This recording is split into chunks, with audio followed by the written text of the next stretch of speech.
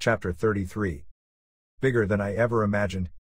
In Baltimore for King of the Ring on June 20th, the talk in the dressing room was all about Hogan signing with WCW.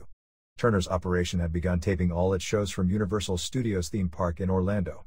It made for a strange TV audience. The wrestling show was looked at as a free attraction by vacationers who were herded in and out and had to be prompted to cheer and boo because they didn't have a clue what the storylines were.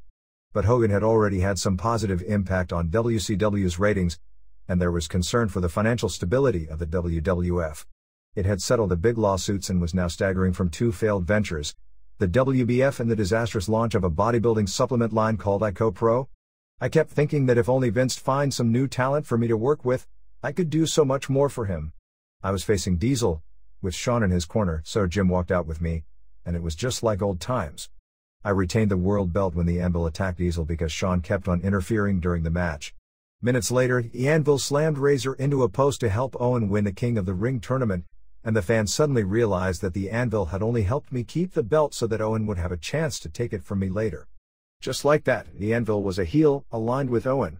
Owen never looked happier than when the huge, purple King of the Ring crown was placed on his head. I just hoped for Jim's sake, not to mention Ellie's and their kids, that his troubles with drugs and booze were over, which he insisted they were. I had been on the road for 23 days straight, and I couldn't remember ever feeling this tapped out. It wasn't just me, everyone was wiped. The last 3 days of the tour were TV tapings in small towns hundreds of miles apart, Bushkill and then Bethlehem, Pennsylvania, and finally Ocean City, Maryland. I had to arrive each day by 11 to do promos, media and photo shoots, and then I was expected to work at least twice each night. I almost always finished up well after midnight, when there was no hot water left in the showers. On the night before I was supposed to be in Bushkill, I drove 200 miles on only a few hours sleep, and caught a morning flight from Toronto to Newark. There to meet me at the airport was the smiling face of Marcy Engelstein, a Bette Midler, like blonde 2 years younger than me. We'd met after a match back in the 1980s, when I was limping along with a badly sprained ankle and she asked me if I needed help. We fast became close friends and she'd been helping me ever since. When we met she didn't know anything about wrestling or me, but she quickly took to, and was taken in by, the strange mix of humanity in the wrestling business. I rode with her to countless towns, which was always a much appreciated respite as I was often dead tired. Marcy developed an uncanny ability to accurately analyze my career in ways nobody else could. My trust in her judgment became vital to me, and when I wasn't riding with her, I always called her right after my matches to see how I came across. She'd been flying under Vince's radar for years, leading a team of diehards who rallied my fan support in every nook and cranny of the world, growing a vast international network of contacts and connections, and doing it all before the age of the internet.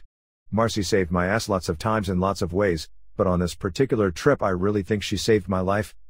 With Vince's trial only days away, we weren't expecting him to be at the Bushkill taping, so we were surprised when he walked in, his neck in a soft brace following recent surgery. I was about to take on the 1-2-3 kid, who was pacing around nervously. It was a big match for him, but I also knew it was important to someone else. A 10-year-old named Jason, pale and thin, clutching a Hitman teddy bear under his arm. Even cancer couldn't take away his smile as I draped the belt over his narrow shoulders. When I told him I'd dedicate my match to him, he excitedly coached me to beat Kid but not to beat him too bad. We posed for pictures, and I signed his shades. I'd been told that Jason wasn't expected to see next week. When I said goodbye to him, he hugged me tight. Later I showed a Polaroid photo of him to the kid, as an exercise in keeping our perspective. The enthusiastic, small-town crowd knew there was little chance that the 1-2-3 kid could take the belt from me. I rocked Kid with some of the best lifters I'd ever thrown, and he took them beautifully. After only a few minutes the crowd was in awe and kept cheering like crazy, right up until Kid climbed to the top turnbuckle and went for a drop kick. I caught his feet in midair and stepped into the sharpshooter. He tapped out instantly and I was crouched down beside him, helping him, as the crowd applauded both of us. This was the true art of wrestling. No cheer and boo signs needed here. When the match was over, Vince smiled and thanked me for being the hardest working wrestler in the business, and Jim was stunned to hear him. Jim was only just starting to realize that I wasn't just one of the top guys, I was the top guy. It struck me as odd when Pat told me that my next big angle would be with Bob Backlund, who'd first won the WWF World title back in 1978. The new marketing angle of the WWF was that we were the new generation, whereas WCW was the retirement league.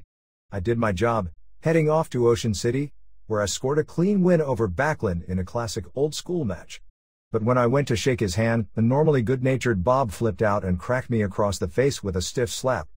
Then he pounced on me and locked me into his cross-faced chicken wing, a serious shoot-hold that was every bit as painful as it looked. After several long minutes, a hysterical Bob had to be pried off me by agents and referees. As I lay writhing in the ring like a twisted-up old coat hanger, Backlund stared at his hands as if even he couldn't believe he'd just gone nuts. He played his role perfectly. I still had one last match to do with Owen, at the end of the night. And I was not looking forward to the 5-hour drive in the dark that'd get me back to Newark in time to catch an early flight home. As Joey Morella checked my hands and gave me instructions at the beginning of the match, he suddenly said, "I don't know how you do it. You're the best worker I've ever seen, brother. I mean it." Afterwards, when he was leaving with Harvey Whippleman, I called out to him to be careful driving home. I was so burned out I could barely keep my eyes open, so Marcy took the wheel and got me to the airport on time. I slept all the way home on the plane. The phone was ringing as I walked into my house. It was Marcy, who could barely get out the words to tell me that on the same road we'd traveled, Joey had fallen asleep at the wheel and veered into a ditch. He was killed instantly and Harvey Whippleman was badly injured. He eventually recovered. People would accuse Vince of causing the deaths of many wrestlers over the years in various ways, but I can say that Joey was most certainly a victim of the WWF's killer calendar. It could just as easily have been any one of us. Julie was coming with me for a tour of the Far East, including the Philippines, Hong Kong, and Singapore. After a wild all-night flight on July 14th, after which the wrestlers were banned from flying Cathay Pacific Airlines, Julie was amazed by the frenzied reception that greeted the wrestlers when we cleared customs. It was the first time she became aware of the magnitude of my crazy day-to-day life on the road. The bus ride to the hotel was an eye-opening series of contrasts that neither of us was prepared for. Gardner's manicured lush green lawns of palatial homes that seemed to flash by in an instant, only to be replaced by countless cardboard shacks in which poverty-stricken families barely existed. At the hotel, we were ushered to a huge suite that had a balcony with an oceanfront view revealing a rundown plaza over which hung a pall of thick smog that stuck to everything in the hot, humid air. The following day, Julie and I went for a stroll along the beach, but we were taken aback by the numbers of beggars and drug addicts, many of whom sniffed glue from plastic baggies while they pleaded with us for spare change. A murky green tide washed slime and garbage up at our feet, and one desperate Filipino woman tried to sell me what appeared to be her 10-year-old daughter for some quick sex. To escape the beggars and drug addicts, I paid $80 for a horse and buggy ride so we could see the sights. But the road was lined with street people and prostitutes. The driver whipped a small, emaciated black pony until I finally insisted he let us off. I figured the poor horse was about to drop dead as it panted and wheezed, with white froth and snot hanging from its nose. On the walk back to the hotel, we stepped over discarded syringes and maneuvered our way past street people who were shooting up, or sitting naked, or fornicating, as sad-eyed kids sniffed glue to make it all go away. A warm sprinkle of polluted rain pissed down on the whole wretched mess, but even a downpour of biblical proportions couldn't have begun to wash this place clean. Back at the hotel, I looked out the window and saw rising up from this cesspool an inordinately large number of Catholic church spires that, despite the grime that was everywhere, were immaculately kept. That night we all bused to the other end of Manila for the first of 2 shows in as many days. It was pouring rain as the bus made its way through bustling streets. We were paralyzed by the sight of such widespread human degradation. It actually made what we'd seen around the hotel seem tame. Expensive cars zoomed by the poor. No matter what direction I looked, I could see people hiking up their dresses and pulling down their pants to urinate and defecate wherever they pleased. Manila reminded me of a backstage toilet in Poughkeepsie after 3 days of TV tapings. It seemed to me that there were police everywhere who were just as helpless as anyone else to do anything about it. Both shows were completely sold out and the enthusiastic fans seemed to love every bit of them. I had a tremendous fan base in the Philippines, and the letters they'd written to me over the years told me that there were good and decent people there. But I don't know how they managed to keep their heads above the squalor. I felt a renewed gratitude to people who devote their lives to environmental and humanitarian causes in an effort to keep the whole planet from turning into a living hell. Hong Kong was a different story. We stayed at an Omni hotel located right next door to a Planet Hollywood, where we were given free drinks all night, every night, because celebrities rarely got out that way. Hong Kong was the land of Rolexes, silk suits, and knockoffs. Julie and I went shopping and visited pagodas, Buddhist temples and markets where the stink of fresh fish hung in the air and ducks hung from hooks, which didn't seem so bad after Manila. Backstage, the agents announced that Vince was acquitted of all charges. Now he could turn his attention to fighting off the onslaught from Ted Turner and WCW. I had no doubt that Vince would set things right, and I was eager to help him. When I looked at Vince's roster, I didn't see anyone who could unseat me as champion, unless he had a new star somewhere under wraps. Also, it would take a couple of months to build someone up. Still, I had a strong hunch Vince would head into winter with a new champion. Vince was growing desperate for fresh talent, but there were few wrestlers left to bring in or bring back. I mentioned that Chris Benoit and stunning Steve Austin might be available, both of whom were working for a brash, upstart outfit called Extreme Championship Wrestling. ECW was based out of a bingo hall in Philly and was fast becoming the number 3 player in the business. Their TV shows aired in only a few markets, but they were starting to have an impact and, in my view, not a good one. They prided themselves on what they called hardcore wrestling, the bloodier the better, with wrestlers who purposely hurt each other to get a pop. Alternative music was big at the time, so ECW billed itself as alternative wrestling. For wrestlers who couldn't get into WWF or WCW, they were another option. At TVs in Cincinnati in early August, I learned what I already suspected. Vince was indeed thinking of a new champion and was toying with the idea of putting the belt on Bob Backlund. I argued that this was not something Vince should do. I liked and respected Bob, but he wouldn't be able to carry the house shows. The idea also didn't mesh well with Vince's slick, humorous new generation promotional campaign. Backlund was older than Hulk Hogan and just a little younger than Ric Flair. But that night I went to sleep happy because a friend of mine named Mitch Ackerman, who was with Disney Studios, had come up with a line on an acting gig for me that I was really looking forward to. On August 23rd, I met with Stephen North, the producer of a TV series filming near Calgary called Lonesome Dove, based on the critically acclaimed book and miniseries by Larry McMurtry. They were going to start on a script for me right away.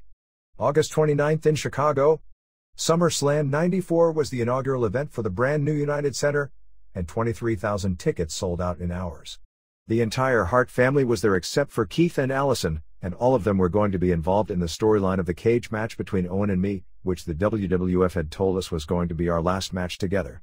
We knew the match itself was going to be easy, despite the fact that we couldn't chance any blood because the latest ticks on Vince's hide were citizen groups lobbying to censor TV violence. Vince was forced to remove anything even remotely violent, or he risked losing his time slots. Besides, neither Owen nor I wanted to put my poor mother through a match where 2 of her sons were covered with blood. Our only option was to make as many dramatic near escapes as we could. Owen came through the cage door looking cut in his black singlet and tore straight into me. For the next 30 minutes we brawled up and down, back and forth, until finally Owen made a last escape over the cage. I climbed up to the top and managed to catch him by the hair and pull him back inside. I suplexed him standing off the top corner, falling backward. I held him safe and secure. Then I tried to escape, but Owen caught me by one foot, dragged me back and twisted me into the sharpshooter. I'll never forget the pride I felt when I heard the crowd pop even without the blood. I slowly reversed the sharpshooter as Owen frantically fought his way to the ropes.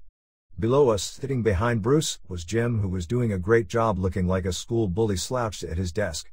Owen and I climbed over the top to the outside. Owen discreetly braced a leg through the bars as I gave him one last bash into the cage, and he fell back, hanging upside down, as I dropped to the floor. The crowd exploded. Right on cue, Jim jumped over the railing and took Davey out from behind with a clothesline, while Davey purposely flipped Diana over the railing to get her involved. They thought this was clever, but it infuriated me and Owen.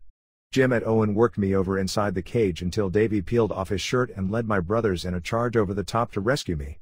Jim and Owen made a quick getaway, and while I was being helped out I looked up to see an amused Smith straddling the top of the cage, posing and flexing his muscles. When it was all over, it was hailed as the greatest cage match of all time, which it certainly wasn't, but it was surely the best one without blood. I arrived home on September 3rd for 5 days rest before heading over to Europe again. I had one important thing to do. I saw Owen enough on the road that I rarely visited with him at home, but this time I drove over to his perfect house. We both loved our coffee, so I'd bought him a cappuccino machine, which I left on his front steps along with a note. It has truly been a pleasure working with you, and I'm sure going to miss all the fun and high energy you brought with you to each and every match we had. I always knew you were a great and gifted worker, and I'm very proud of you. I'm happy to have helped in any way to bring your talent to the forefront where it always belonged. Owen, you're all pro.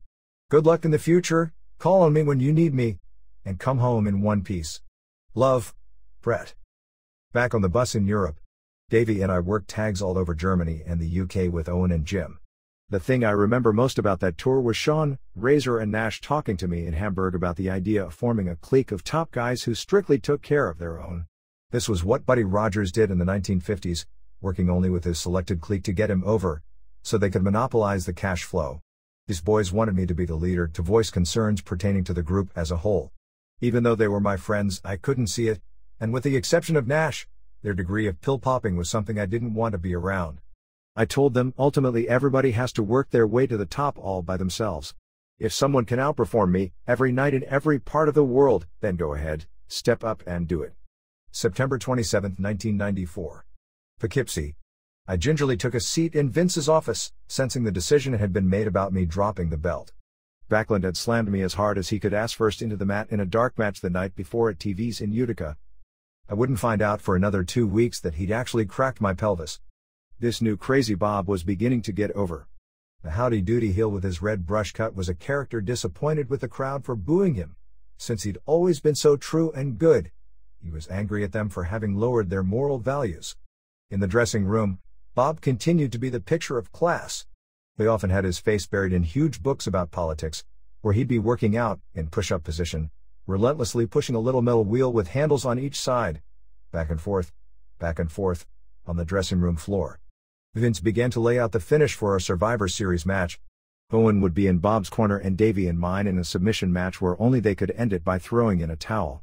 At some point Owen would incapacitate Davey, and in an emotional twist he'd persuade my poor mother, who would be seated in the front row with Stu, to throw in my towel out of fear for my safety, costing me the title.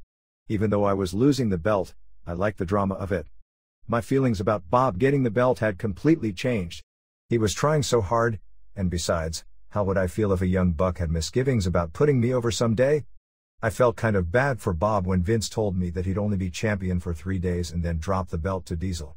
By then I'd be at home supposedly injured, and Diesel would take my place wrestling Bob at Madison Square Garden. Diesel was 6'9", maybe Vince felt he needed a champion physically as big as Hogan. I suggested to him that he keep the belt on Bob. There was plenty of time for Diesel to make it to the top, but his mind was made up. Vince was full of surprises that day. He went on to say that he was thinking of moving me up to being more of a spokesperson, the Babe Ruth of the WWF, as he originally had in mind for Hogan. He told me he wasn't putting me out to pasture and, more importantly, he said my salary wouldn't change. In fact, he insisted, it would go up. He caught me further off guard when he presented me with a handsome custom-made pink and black leather jacket with my name sewn onto it. But the more he talked, the more I wondered whether this was, in fact, the end of the line, just as it had come for Macho Man and even Lex, who, as of late, knew nothing but the sound of their own tires spinning. But for the time being, I was still his champion. At the end of September, a match between Owen and me, once again billed by the WWF as the last we would ever do together, was supposed to be the highlight of the debut of yet another of Vince's TV shows. But my broken pelvis clicked with each step. I confided to Owen that I was hurt and that not only could I not take any bumps, I wasn't sure I could work at all. Owen told me not to worry, that he'd do all the work. The match turned out to be a ballet of two brothers who really loved each other. After we pushed off, Owen slapped me, spinning my head, sweat flew. But he barely even touched me. The slap sound came from Owen slapping his own thigh. We worked like this until we eventually wound up in some kind of a leg lock, which looked painful, but was as comfortable as crossing our feet watching TV. I sold it like crazy while Owen pretended to press against my knee with his boot. We took the match higher and higher, totally faking every move, while the crowd, Vince and all the boys in the back marveled at how intense it was. Finally Owen appeared to have me beat as he climbed the top rope. Then Davey tripped him up, causing Owen to lose his footing and crotch himself on the top rope. Owen writhed in mock agony as I slid over him, hooking his leg gently. "Thank you, brother," I said. It was the most pain-free match I ever had. That October I was back in Calgary with time off to work on Lonesome Dove. Despite early morning set calls in the freezing cold, I was having more fun doing the show than I could ever remember. Being picked up before dawn for sunrise drives out to the set was a peaceful way to wake up. There was wildlife everywhere, even a huge, antlerless moose who loped alongside the van, framed by a backdrop of snow-covered Rockies rising out of early morning mist. The days were long, but I was happy with my scenes, especially one where I brawled in a saloon, slamming a cowboy across a table, when, bang, I got shot, or squibbed, and fake blood oozed out of my shoulder. No retakes in wrestling, I thought. before going absolutely nuts on everybody in the saloon, and they loved it. In fact, they wrote me in for the season finale to be shot in early December. By the time I got to TVs in Bushkill, Pennsylvania, on November 8th, the news was only just hitting. And hitting hard, Randy had jumped to WCW. Jack Lanza told me how Randy called Vince at 4 a.m. drunk, to tell him he'd signed. Randy never even gave Vince a chance to make him a counteroffer. I found Vince in his office, and I could see he was shaken. I told him, "I've only really worked for two people in my life, you and my father. I want you to know that no matter what happens, I'm loyal to you." Vince had tears in his eyes, and so did Lanza when he came up to me later to thank me for being so supportive. That same day I found out it was going to be Shawn and Diesel in the main event at WrestleMania 11, which I had no problem with. I just worried that it would be awfully hard on my body to keep this thing with Bob red hot for another 4 months to be able to carry off an I Quit submission match at the big show. The Freeman Coliseum in San Antonio was always a good building for me. Bob and I were going to be on early in Survivor Series 94, leaving the spotlight for Shawn and Diesel to have their falling out, which would start the build-up to their match at WrestleMania 11. After 35 minutes, I finally wrestled Bob into the sharpshooter. Owen tried to interfere, but Davey cut him off at the pass and chased him full sprint out of and around the ring. Owen rolled under the ropes, and Heckner intercepted Davey, giving Owen time to hit me with a bulldog, saving Bob. I pulled myself up by the ropes, shaking my fist at Owen, just as Bob pounced on me and slapped on his painful cross-faced chicken wing. Davey again tore after Owen, but, just as he was about to catch him, Owen dropped flat and Davey tripped and collided headfirst with the steel ring steps, pretending to knock himself out. Owen did a beautiful job of acting sorry as he tearfully tried to revive Davey. Meanwhile, I fought helplessly to escape Bob's chicken wing. Owen begged our mom to throw in the towel, and after much pained deliberation my parents nonchalantly stepped over their unconscious son-in-law, with Owen begging them to end my suffering. Stu angrily refused, but Helen, in a great teary performance, couldn't take it anymore and tossed in the towel. To their dismay, Owen was so happy he'd cost me the title that he jumped up and down with glee and raced back to the dressing room.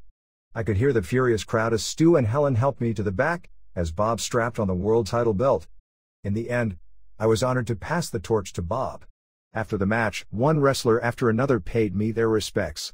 What touched me the most was when Earl Hebner said to me, blinking back tears, "If anybody ever says you're not a total pro, I'll punch them in the mouth." I'd been overthrown. According to the storyline, I'd suffered a shoulder injury in Backlund's cross-faced chicken wing, and had to be sent home until early January to recover, the longest off time I'd had in 10 years. On November 29th, in Calgary, there was a press conference announcing the debut of the Calgary Hitman. Earlier in the year, legendary NHLers Theo Fleury and Joe Sakic had invited me to co-found a junior hockey team in Calgary whose coach and general manager would be their one-time mentor Graham James. Theo thought it would be a good idea to name the team after me, and I thought the media exposure would more than offset the investment they wanted from me. That day, the logo was unveiled along with the team colors, which were my ring colors of pink, black and white. The logo featured a phantom-like hockey player in a goalie mask bursting out of a triangle. Our celebration that night was diminished by a couple of local sportscasters who hated wrestling, plain and simple, because they thought it promoted violence. Overlooking all the accomplishments of a local boy, they declared that I was a horrible role model for a junior hockey team. With the NHL on strike at the time, I couldn't help but wonder whether the only reason they ripped on me was because they needed something to talk about. The story got national exposure, and Don Cherry defended me on Hockey Night in Canada. Hitman merchandise flew off the shelves. As Vince so often proved, sometimes a little controversy can be a good thing. On Christmas Day at Hart House, I was seated next to my mom at her end of the long dining room table. She always had me sit to her right, and then she'd hold my hand. How could I not feel tranquility about how my life was turning out? I was thrilled to have a hockey team named after me, and I was on TV in Lonesome Dove, getting paid to play cowboys and Indians, while still flying around the world playing the role of a hero to millions of kids. Maybe that palm reader in New Orleans was actually right, and I would become bigger than I ever imagined. As the plates were being cleared, my mom gazed at me with love and pride. My father also smiled at me from the head of the table. The former Canadian amateur champion stooped a bit when he walked now, more because of his bad knees than his back. He was happy that Ellie had made it up from Tampa for the holidays. The downside was that she'd left Jim behind, free to indulge in his vices and roll around with his demons. Stu was happy as long as Ellie was happy, but he was disappointed at how Jim had turned out. Both my parents looked tired, no doubt from worrying about everybody all the time. Maybe they'd never done the math to realize that 12 kids would produce 50 or 60 grandkids, an almost infinite circle of concern. They were just plumb tuckered out.